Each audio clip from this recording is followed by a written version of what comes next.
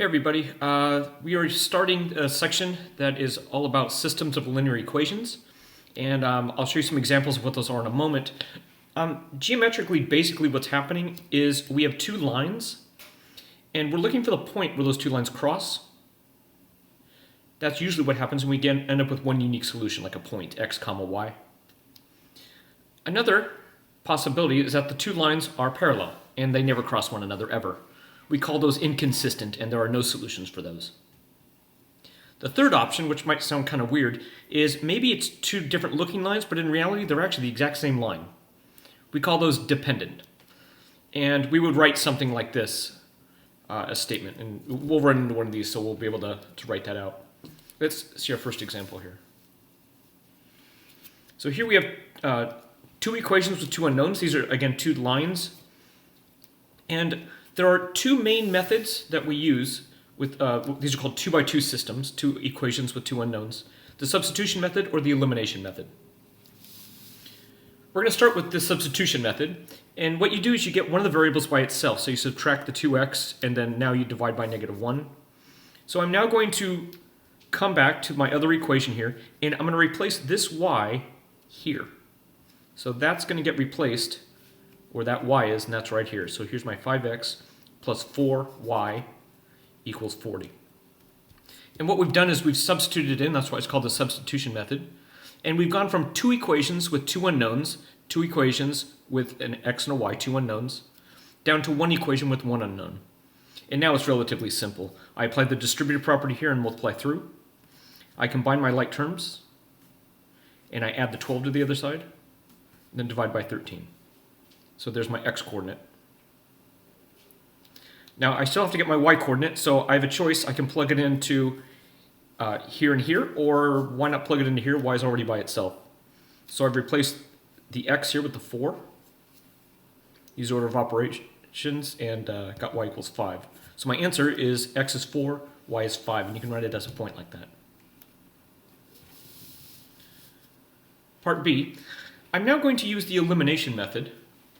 And I'm going to notice that if I multiply this top equation by -3, that's going to make these two coefficients the same, but one negative, one positive. A very common mistake is when you multiply the 3, that's fine. A lot of people forget to multiply it times that 10 over there. So that's where the -30 comes from. Everybody gets a -3. Then you add them up. And what happens is, in this case, is everything disappears as far as the x's and the y's go. And we end up with 0 equals -17. This is the case when the two lines are parallel to one another, meaning they're never going to cross. There's no solution. So we say that it's inconsistent, no solution. For part C, again, I'm going to use the elimination method. If I multiply this one through by -7, you can see -7, including the 4. Add them up, and once again, all the x's and y's go away, but I end up, in this case, with a true statement. Now you'll notice up here we ended up with a not true statement, so we knew that there was no solution. Now we have a true statement. Now we're saying something different. What I'm going to do is I'm going to take this equation here, or this one, it doesn't matter, and I'm going to solve for one of the unknowns. So I got x by itself by subtracting the 2y. You can see I did that here. And we say that these are dependent on one another, and they're actually the same line. So, meaning x is exactly equal to this, and y can be any number in the whole world. But once I choose a y, then I have my x.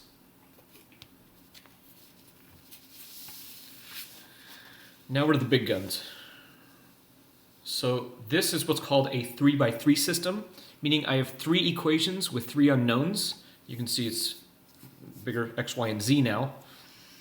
And the geometry on this one, I want you to picture a wall and a ceiling, and then another wall.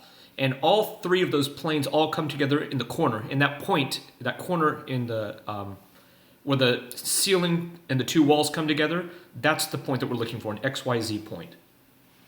Now, we labeled this A and B and C. And I noted, and what I'm going to have to do is I'm going to have to eliminate one of these unknowns using the elimination method 2 times. I'm going to notice that if I just add these two equations here, that those x's are going to go away. So I took row B and C and added them up. That plus that is 0. That plus that, which is here, is your 4y, negative 2z. And when you add those up, you get negative 14. So I'm going to hang on to that. And I notice that there are multiples of 2, so I'm actually going to divide a 2 out. Next up, I need to eliminate the x's a second time.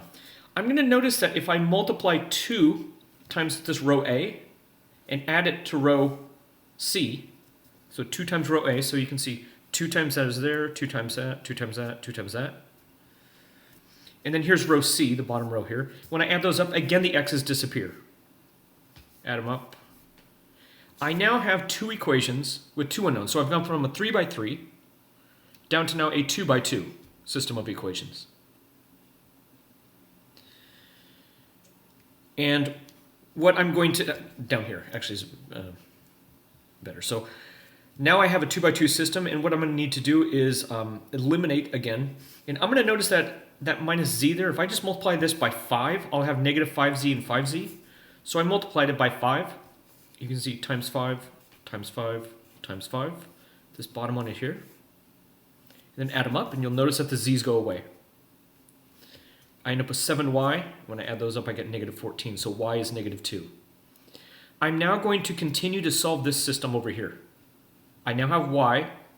I plug y into one of them. You can see I plugged it into this one. And then I solve for z. So now I have y and z. Now, I can go back to one of the original equations, and may as well use the top one. So I plug in my y, is negative 2, my z, which is 3, use order of operations, and solve for x. Make sure you practice this. This is not all that simple.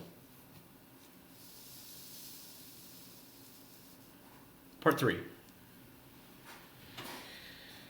If I add up a and b together, I notice that the z's disappear. So I have to make the z's disappear again, which they're already gone here. So I already have my, my new equation with an x and y only, and then also the bottom equation here, the z is already eliminated. So now I have my 2 by 2. And when I solve the 2 by 2, we end up with that weird scenario again where we have a statement that's not true. And again, I want you to picture 2 walls that are parallel to each other, that they're never going to cross. That's what's happening here. There's no solution. These are called inconsistent.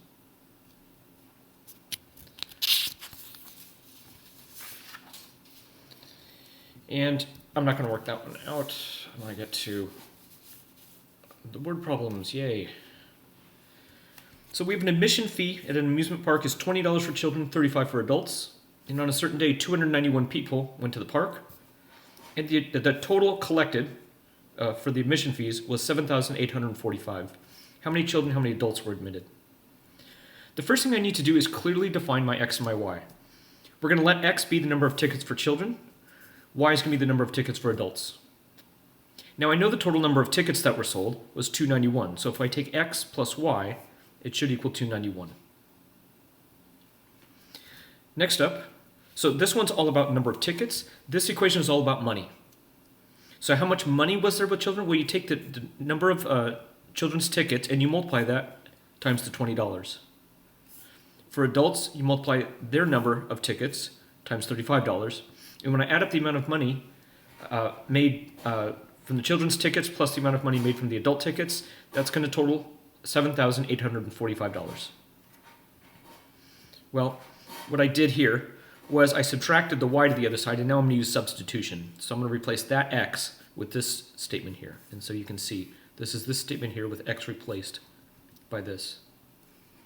Distributive property, combine like terms, and solve for x. Yeah, solve for y, pardon me. After you get y, you go back to this equation here, or any of the equations, doesn't matter which one, and solve for x. So this gives us 156 tickets for children were sold, 135 tickets for adults were sold.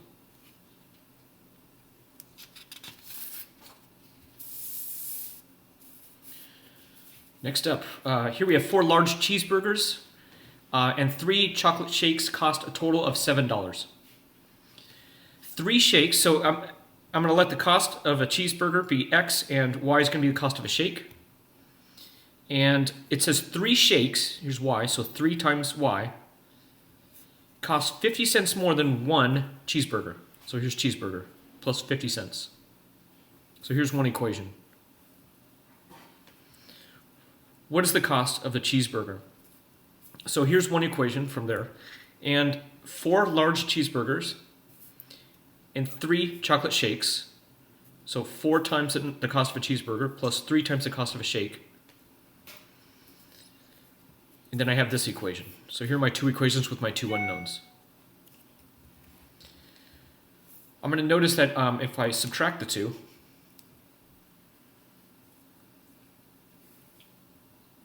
actually we did substitution, it looks like. And here we are. So 3y gets replaced with this here. So 4x plus 3y, which is that, equals 7.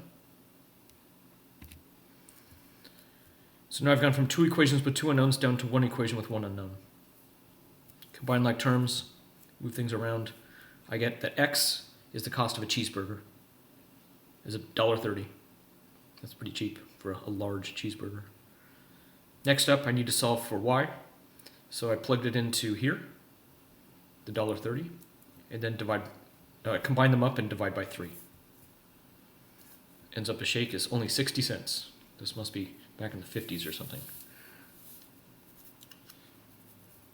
Last up, a man has 25 coins in his pocket, all of which are dimes, which are 10 cents each, and quarters, which are 25 cents each. If the total value of his change is $4.30, how many dimes and how many quarters does he have? Well, we'll start nice and simple. X will be the number of dimes, Y will be the number of quarters. And we know that when we add those up, he has 25 coins in his pocket.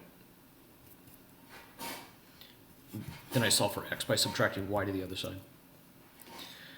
Now I know it's 10 cents for each dime, so the number of dimes times 10 cents plus the number of quarters times 25 cents should equal a total of $4.30. So this is about coins, this is about money. Well, I solve for X here, and I'm going to replace X in this equation with this here, 25 minus Y. Now I have 1 equation with 1 unknown. Distributive property, combine your like terms, and solve for Y.